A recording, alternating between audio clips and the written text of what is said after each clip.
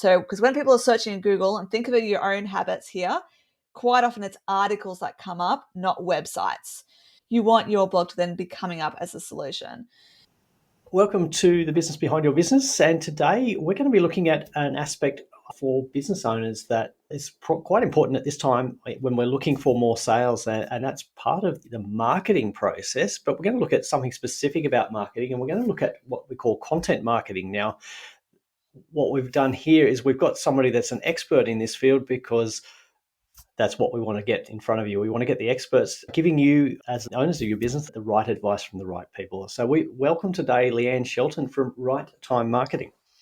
Thank you. Good to be here, Paul. Yeah, great to have you here, Leanne. Now, you've been doing this for quite some time. What sort of businesses do you work with? Yeah, so my niche is the health and wellness space. So starting from the micro business owners through to I've started working with some medical associations as well. And they've all got different needs in the content marketing space. And because I'm a copywriter and I can pretty much write to any real brief or most types of copy, then I can help them on the different levels that they require.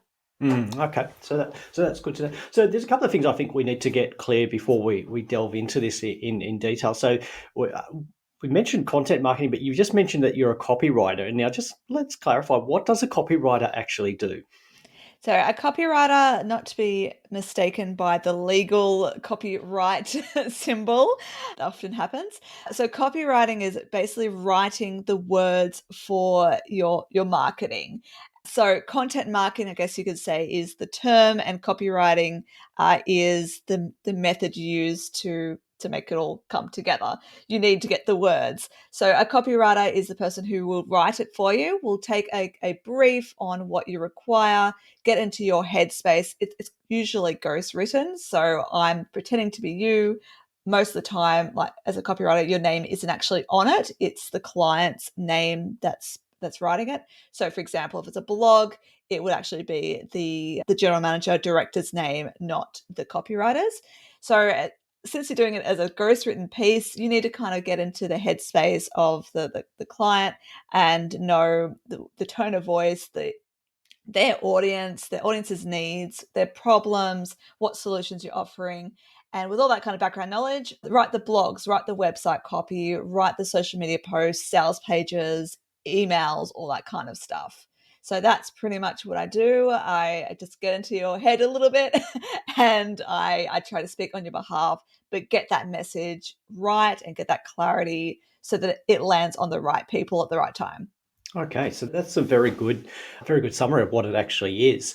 And I think one of the struggles for a lot of business owners is they may be good at what they do, but when it actually comes to describing it or putting the words to paper, I know English wasn't ever one of my strong points, so I'm always struggling with this and putting my thoughts in a way that somebody can understand, but not losing the message. So I think that's really a hard thing for most business owners, and where they do need to get help.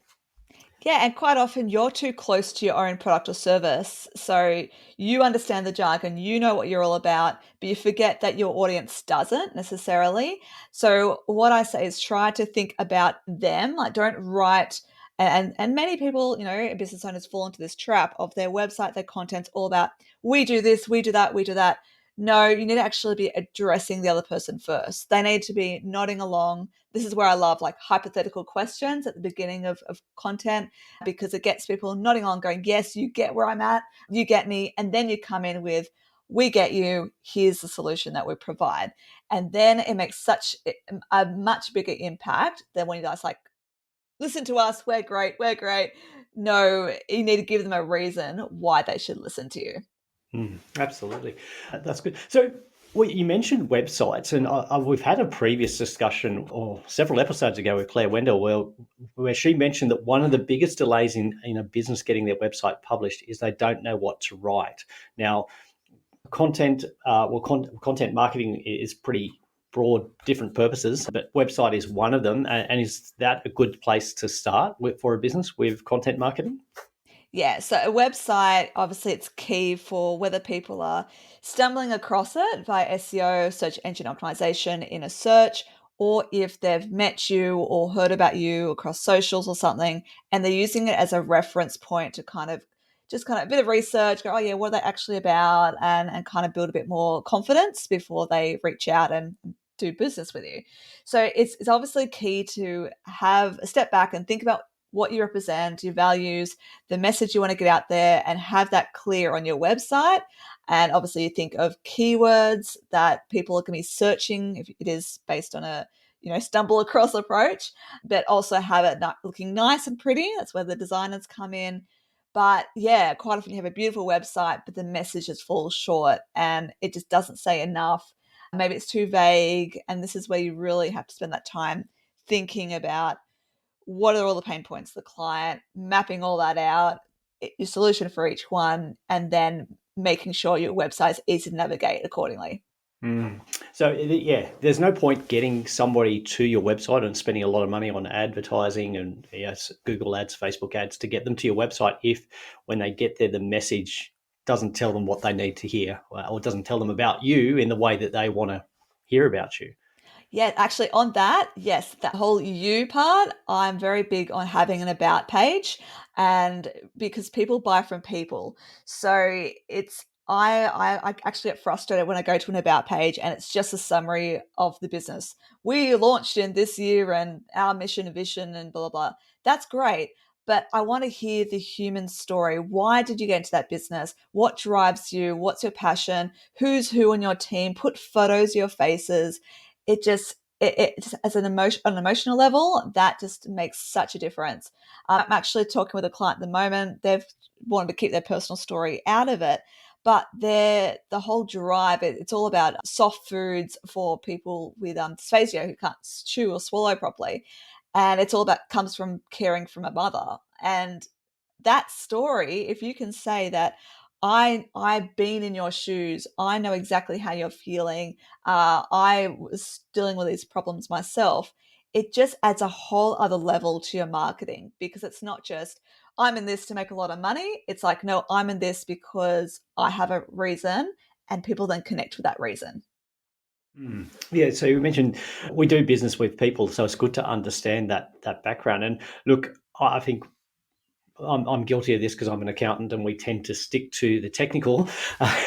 But the responses where I've had the most engagement with clients, with prospects, is where we've been a lot more open and personal about a reason for something and given some personal story, personal background, or even case studies that actually really relate to the people we're trying to reach. It's been quite, I guess, surprising, but also a bit of a humbling experience to find out that, yeah, people don't really want to see my technical knowledge. I want to know how much I care about them. Yeah, and quite often those are the social media posts that go viral. But there was one I put up at the beginning of the year was purely a bit of a behind the scenes. I'm having a 2-day mini getaway, only like half an hour away, but to do business planning. And it was a last minute quick selfie of me from my computer at a Airbnb, and it just went off. I think there's like 2,000, 3,000 views, whatever it was. Ridiculous. But then all my little tips and tricks posts, they go okay, but nothing compared to that. So it just shows that people love these kind of little personal story things. It shows that you are a person they can relate to and therefore want to work with. Yeah, so that's great. So what's the next step? So moving beyond the website, I guess the next stage is I guess it can apply across a whole spectrum of marketing activities. But what's the next most common way that people use content marketing? So blogging's probably the next step, and that it ties into your website. So you got your website done, that's great, but quite often you probably spent months or even years working on it. So quite often it's like, all right, it's done and dusted. I don't want to look at that thing ever again. And then it actually becomes static in terms of like Google searches. So you need to kind of keep your website looking fresh for from an SEO point of view. And that's where blogs come in. And that gives you the opportunity to also present yourself as an expert, an authority in your field.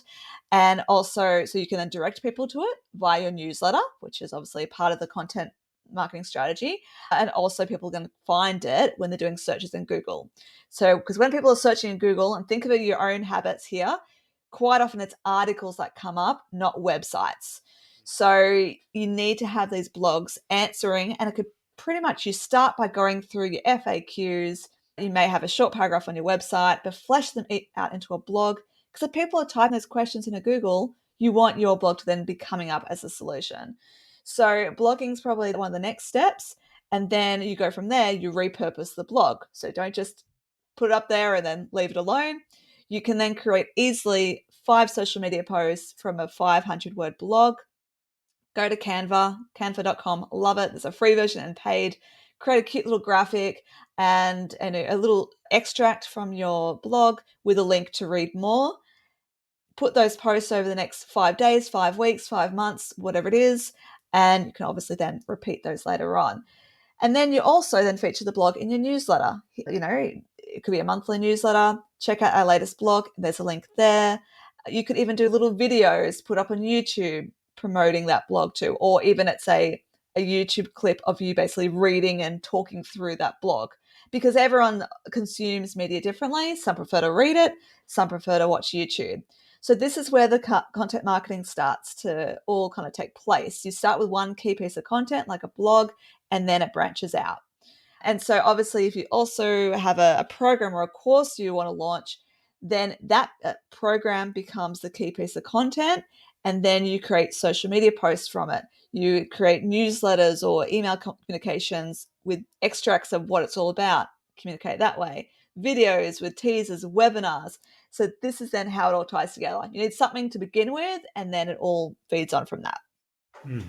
So you can do a lot with just one core piece of content. So if that's the case, then you can replicate that content across different media and ways of communicating. Then it seems important to me to take a little bit of extra time to get that initial piece of content at a better quality and actually make sure it's communicating the right message in the right way to the right people. And I think this is where you need to go outside your field and get guidance from somebody like Leanne, because that's what her expertise is. And I can go and learn stuff on Google, but it's going to take me a lot of time and it's going to take me away from my business. And you can learn a lot of quick things in Google, but it can also be quite dangerous because you learn to do things half-baked or not quite the same way. So this is why it's better to actually speak to a marketing expert or an expert in any field. But let's look at content marketing. So Leanne, if somebody came to you to start with, what would be the process for them? Where would you start? So if they know what they want, so if they're like, I need a blog written, I'll be great. Okay, tell me, or website copy. I have like a project brief that I want to understand, yes, their audience, their pain points, any competitors we need to look at, all that kind of stuff. If it is a blog, obviously the topics are very important. So I'll ask if they've thought about topics, need help with that, and I can help brainstorm some things. And I use a tool called Keywords Everywhere, which is a browser plugin, and that's great for you type do a little search, and then you see what kind of ranking and weighting certain search terms have, and you can kind of get a feel for, all right, that would be a great keyword phrase to use in my blog. So you can do a bit of that. There's also another one called Answer the Public, but that one you've only got a couple of searches for free, then you have to pay. Keywords Everywhere is like a $10 fee for like 10,000 searches or something, which for me lasts a year without ever turning it off. But these kind of tools are great for just getting those ideas. And then pretty much I make it a very collaborative approach. So I use a Google Doc. I then map out a rough outline for the blog with subheadings. I make sure it's all clearly mapped out, lots of white space. Also, I know the word count that I'm working with because it obviously takes longer. Is there extra research involved? Or will the client provide links that I can use? Which I prefer that method because they're the expert and what are the best resources to use. I might find something that actually isn't a trustworthy source, so it's more important for that input. And then I'll write it and send the draft, and I include a couple of rounds of free edits. They can make the edits themselves on the document. We track changes, and then until we're happy with it. So that's pretty much how it works with that. I mean, a website pretty much similar in the briefing process, but we'll obviously go, all right, each of these pages, what kind of content do you want? Might ask for competitors' pages or other resources where they like the style of content. And then I can kind of go, all right, that's the kind of the style you're going for. Make it your own voice though. No, no duplication, no copying, plagiarizing, that's a big no-no, but you can be inspired by what other sources have got. So if it's definitions or explanations of things, but ultimately you are different to your competitors. So it shouldn't be matching their website anyway. So if it is a website, I would then provide a draft of the homepage first to make sure the look and feel is 100% of what you're after before I roll out the rest, because I don't want to do all of it. You say it's completely off the mark. I want to make sure you're happy. So just, I think one thing to be mindful of, because it's collaborative, I have had this issue in the past. Don't just think, oh yeah, it's outsourced 100%. Here's the job, hand it over, you just deal with it, because I need to know, especially if I'm writing multiple blogs, I need to know it's correct. You need to allocate that time to review it. It will take a fraction of the time it would take to write it. You just need to allocate maybe half an hour to review a blog, provide feedback, we have a chat, whatever it is. It's not just oh yeah, I'll just get her to do it or him to do it, because it may miss the mark and therefore you're not going to get the job done well. Mm. Yeah, there's a saying that I have that delegation is not the abdication of responsibility. That if you're delegating a task to somebody, you are still responsible for the output. So you need to make sure that it is actually the output that you're happy with, and that matches your business and the message that you want to convey. So you do need to be involved in the process, but I think using somebody else's skill, saves so much time, and the outcome is far, far superior. And I've stumbled across that. I learned that lesson very early on, that accountants are not wordsmiths. That's all right. I'm not good with numbers, so we're even. That's good. That's good. So now you mentioned about reusing or re-promoting content. So a lot of people think that they have to come up with fresh content every time. When we repurpose, like I know one of the things we do is I've got blogs from a couple of years ago and I still promote those. Is there a way of writing so that you can, I guess, repurpose old content without having to just constantly create new material? Ultimately, your plan is to create evergreen content. So that means something that doesn't just expire or become out of date very quickly. So while it's fine to write about a conference you've just been to, or that's okay every now and again, but ultimately that's not going to be relevant to the reader within 6 months. I mean, probably within a month it's not going to be relevant anymore. So ideally you want to think of topics that will always be searchable, will always be of interest, and then, yeah, like you said, Paul, you can go back and tweak them and make them more relevant again. So if you have mentioned research from 2019, and there's been a new update, 2020 stats, 2021 stats, you can go back and refresh. And that, apart from making it more relevant, also from like the reader point of view, they know that this is fresher, it's more up to date. Google also, by making these updates, Google will kind of see it. Oh, okay, this is fresh content, even though it may be originally written 2 years ago, and that obviously helps you too when it comes up in searches. And yeah, so that's kind of the aim for it. You don't want something that's going to purposely or very quickly go out of date. But 100%, I've heard from the experts like Neil Patel has said that he spends most of his time going back to old blogs and refreshing them rather than writing new content, especially if you've got heaps already.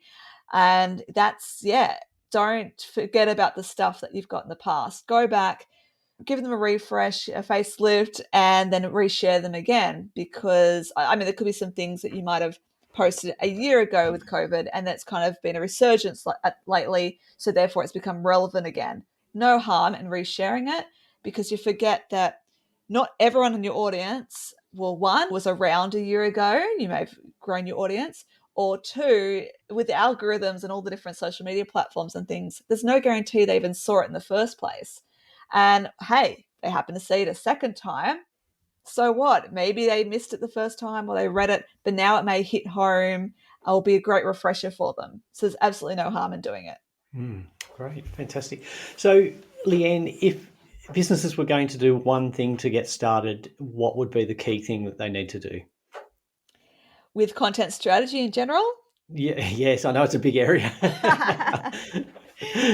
Yeah, I mean, look, being visible is key. So if something like blogging feels a bit overwhelming, then you can start with social media posts, which obviously it's shorter, snippets of what a blog ultimately is. So you have a little bit of a think, go through all your existing content. If you've run webinars, you have programs or courses, that's all great stuff you can now work from. You don't have to think about brand new posts and things like that.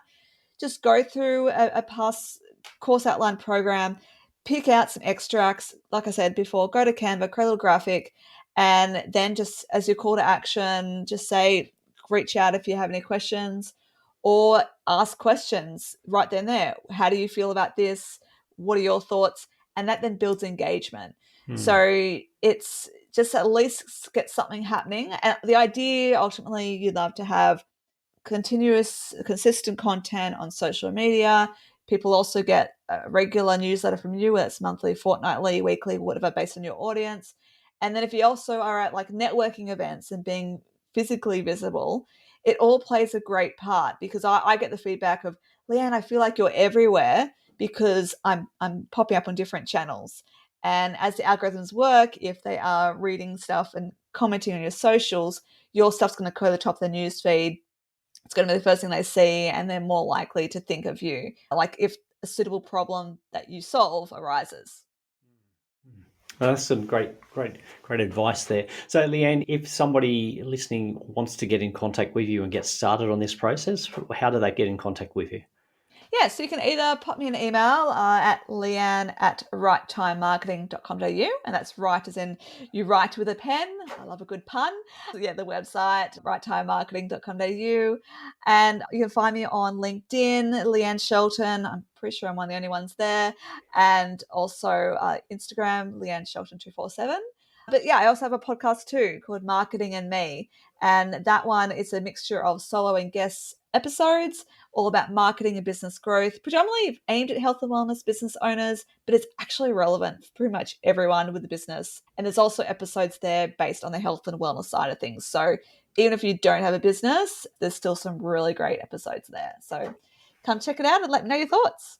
Fantastic. So we'll put links to all of Leanne's contact details in our show notes, and also link to the podcast. So marketing and it comes up as one of the big, well, not so much the big three specifically, but how do I get more sales is one of the big three, and marketing is often how you actually create the new inquiries. So marketing is very important for small business and business everywhere. So check out Leanne's podcast and get in touch. But look, we want to know what you want to know. So get in touch with us. You can reach out to us on speakpipe.com/business behind your business and leave your message and ask us a question, and we'll get the right expert to answer your question on our podcast. So thank you again, Leanne, for sharing with us, and some great tips there on where to get started with content marketing, why your business needs it, and how you can get the most value out of it. So thank you again, Leanne.